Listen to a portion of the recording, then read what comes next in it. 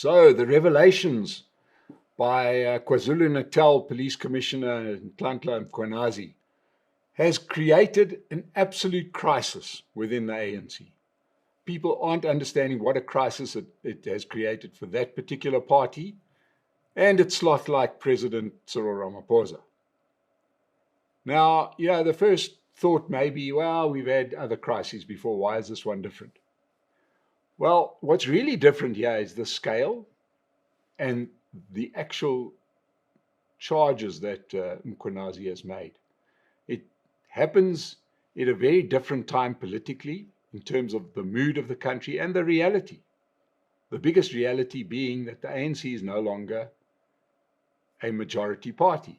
It has 40% of the vote and votes only because of a coalition with a couple of parties, most notably the Democratic Alliance, that helps them get over 50% and actually hold on to the power that it holds on to.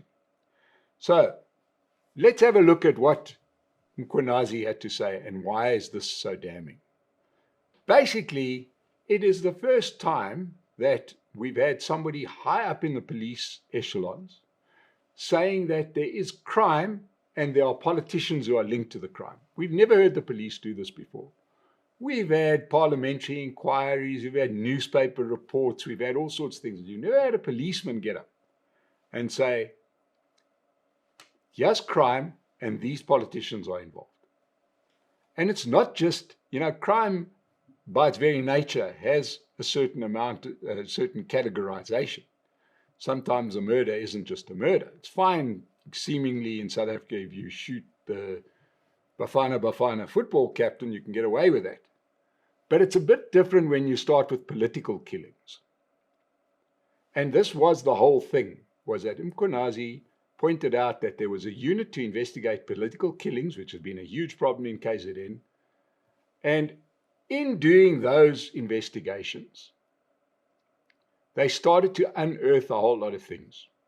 In addition to political killings, there's also drug trafficking and drug cartels and bad people, real mobsters, people you see in the movies, that were very chummy with very senior ANC people who knew absolutely what these people were up to and did nothing about it. So, you have to take this seriously. This cannot be swept under the carpet. So, in my opinion, why did Mkhwanazi go out to a press conference and say it so publicly? And the way he did it, quite orchestrated, wearing almost military-like fatigues, a group of people with face masks on, a thing we've grown accustomed to, standing there holding machine guns. It was really an insurance policy. I think, maybe if we didn't have President Ramaphosa in other days, General Mkhwanazi might have found himself on the wrong end of a motor vehicle accident, something like that. This was create a high profile so that it becomes harder to touch him. Now, I don't think he's an angel either, because I think everybody in that whole infrastructure has got some questions to ask. So, in the past, the ANC would have swept this under control. For starters, it wouldn't have come out. They probably would have had somebody on the inside that would have stopped this from happening in the first place. And it just goes to show that the leadership of the ANC is up for grabs. Because here you've got an actor, a senior person, a senior deployee of the party, making it all the way to a big press briefing without anybody stopping him. So I think therein is the first part of the story. But that just goes to show that there's no doubt that under former presidents, they would have known that what this commissioner of police is sitting on, and they would have stopped it from happening.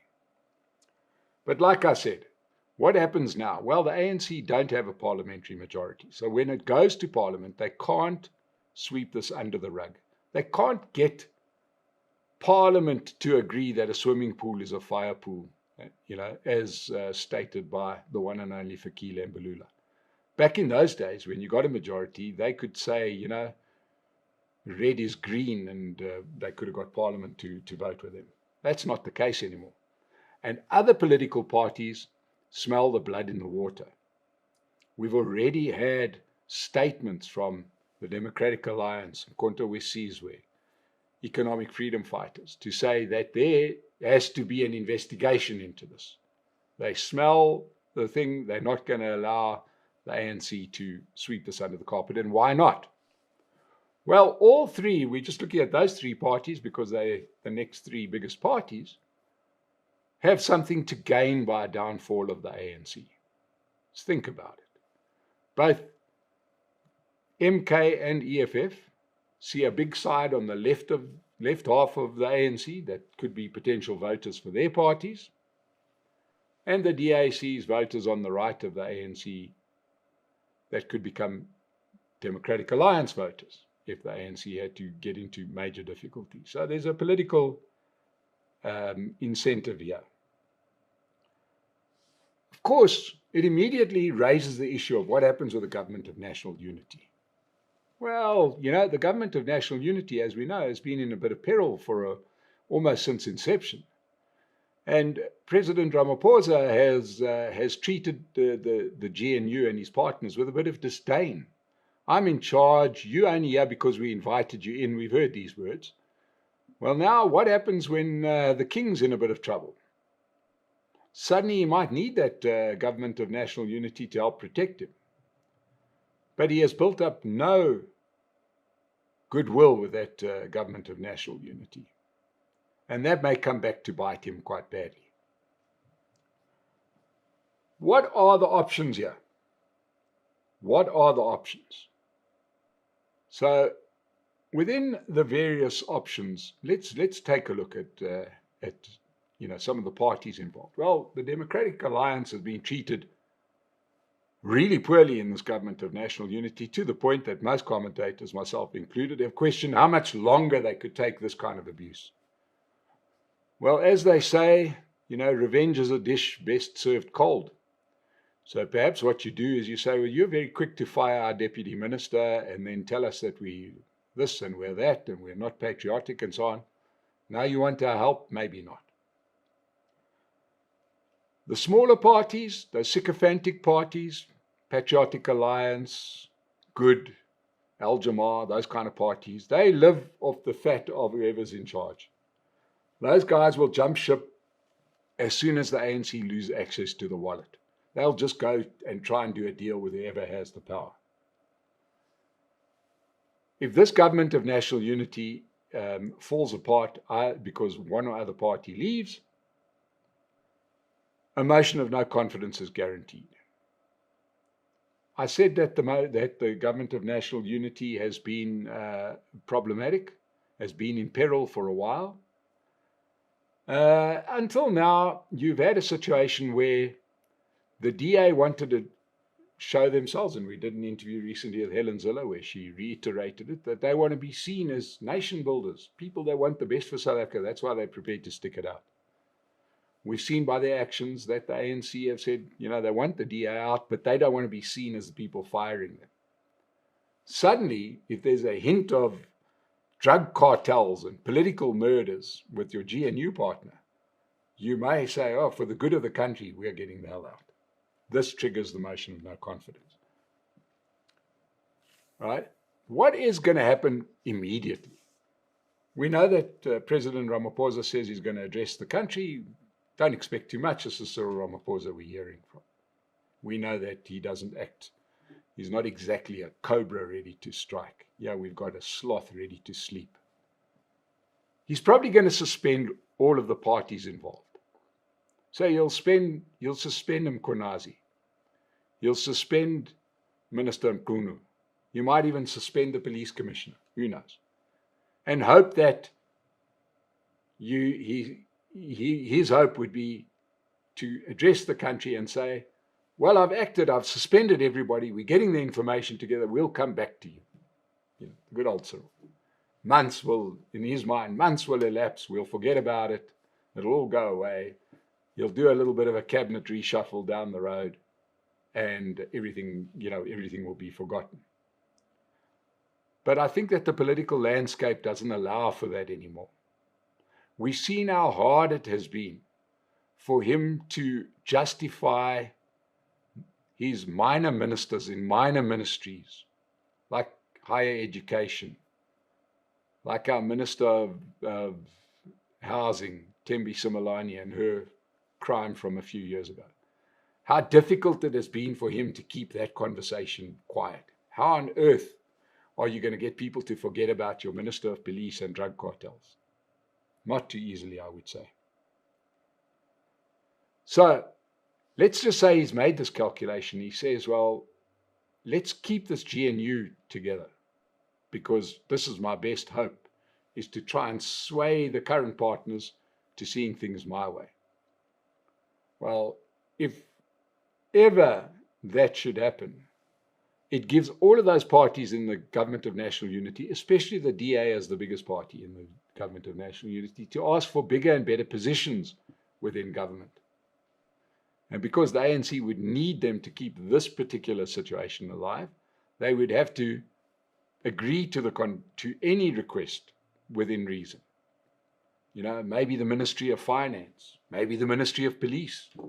Who knows? The Democratic Alliance could make some very serious requests, knowing that this time there'll be no blowback if they say, we are exiting the Government of National Unity and we're starting a motion of no confidence in the President. Okay, so there's a chance there that the ANC become a lot more user-friendly towards the Government of National Unity, and this allows the situation to be played out quietly as before. But it's happening against a backdrop of other problems. Within a couple of weeks, the US new trade tariffs kick in. The US would have to pay 30% more for South African goods with the new tariffs that President Trump has imposed, as well as a potential another 10% for our BRICS love affair, 40% more. That will immediately make our products kick them out of, they will not be price competitive. We'd probably lose a great deal of business, which would lead to companies folding in South Africa and another couple of 100,000 people in the unemployment queue. This makes life very, very difficult. The current love fest that we have for China and Russia and Iran, hardly likely to fix up that problem, that hole that's going to create by losing our biggest export partner, the country that takes most of our exported goods, and that's the US. And they take the nice exported goods, which is finished products. Wine is a finished product. It's not like selling grapes. There's a whole lot of process that happens in South Africa, goes to America, cars, etc. These are things we make that provide jobs. Yes, China takes some imports from South Africa. We run a massive deficit with them. But those goods are minerals. You dig them out of the earth, you put them on a plane, they go. There's not a lot of beneficiation value added. So, what are the other options for the ANC with this? Well, one gets the feeling that you could always go to those comrades, your old partners, who weren't too averse to crime when they were in on it, and form a coalition together with Mkonta Wesizwe and EFF. Could happen. It would mean that it would have to be without Cyril Ramaphosa because they all don't like him. Remember, they've got a particular axe to grind with the ANC. They were all kicked out of the party and coincidentally kicked out by Cyril Ramaphosa. So he goes. You could have a deal on the table where he goes, Paul Mashatile, who is probably more at home in MK or EFF, takes over. But he would be a very weakened president because those preconditions would continue. He'd probably have to have a deputy president, Malema, and he would know that the economy is going to tank, right? Because most of the buyers of South African goods would stop. Most of the investors in South Africa would immediately ask for their money back. Would China step into that gap? Hardly likely. In case you haven't been concentrating, China's got economic problems of its own. So, there is a chance that you end up with this coalition, but I don't know if there's much of an appetite in the ANC for that particular coalition. You could also have a minority government. A bit like what happens in Gauteng. You voted in this president, he forms a government, he doesn't have a majority, but you really get blocked by who you can vote for, and they'll co-opt, a couple of smaller players in on a vote-by-vote basis. It'll make the place kind of difficult, and you live with a constant gun against your head as to what happens with the minority coalition. Could happen. Right? Or there's a third option. A third option is, let's just run the country properly. Here's one that ANC perhaps hasn't considered. Let's run it properly. Let's kill off crime syndicates. Let's put people in jail. Let's go to America and let's comply with a very low barrier to getting rid of all tariffs against South Africa.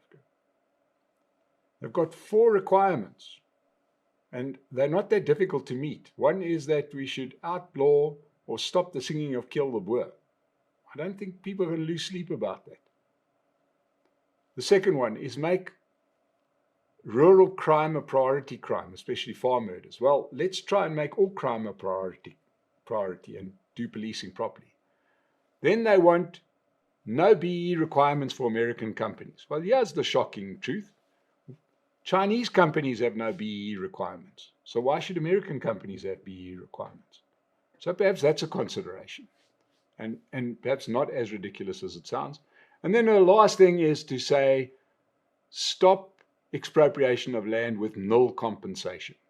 Get in line with the rest of the world and say you can expropriate land. Every country in the world has got legislation that allows it to expropriate land, but we'll pay fair market value. At this stage, no land's been expropriated, so there'll be no damage done if they had to comply with that. And suddenly they get no tariffs from America and they could trade their way out of this. But then they would have to, alongside that, start running the country properly. Would the ANC ever choose that? I doubt it. I think they're going to go full catastrophe route. I think that South Africa is in for a very, very bumpy ride, and it starts very soon when President Ramaphosa tries to tell us that he's investigating it and he's shocked. And whether we like it or not, he's looking into it, and he's going to suspend those particular people involved and hope that we forget about it. Well, I can tell you what, the State of the Nation's not going to forget about it. I hope you won't forget about it, and I'm sure those other politicians from the other parties are not going to forget about it. So let's wait and see. I think that ultimately we're going to get to the right answer because the other options are not realistic. One of the options that is realistic is that you hire a car from Pace Car Rental, you get a discount when you do it, and that'll be a good option to take. And another good option is subscribe to the State of the Nation channel so that you can get the best opinions and interviews. Thank you for joining me.